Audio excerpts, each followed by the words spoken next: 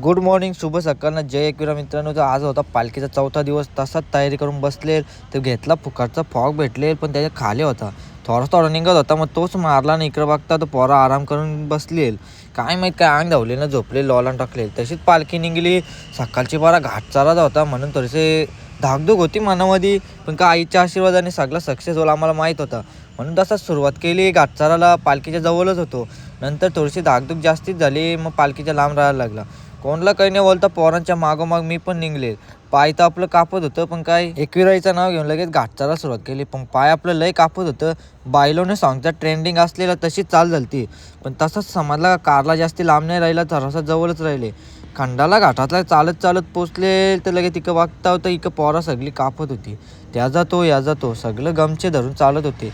त्यांच्या मागोमाग मी सांगला, बाबू तू पण मना खेचीत नाही. बाबूनी पण आपल्याला मदत केली ना, चालवलं खेचीत. जास्ती लांब नव्हता राहिला म्हणून तिथं झाला लगेच नाश्त्याचा वेळ. नाश्ता भेटायला गेलं तर काही नाही, बोललं वडापाव खपल्यान. आपलं नशीबच या होतं. तसा लगे तो खाऊन लगे इंग्लिश बर्गर खायला आलो. तिथं फुकाटचा फुगा घेऊन लगेच तिथले गेलो. ते इकडे धीरज पाटीलने नवीन कॉफी लॉन्च केली.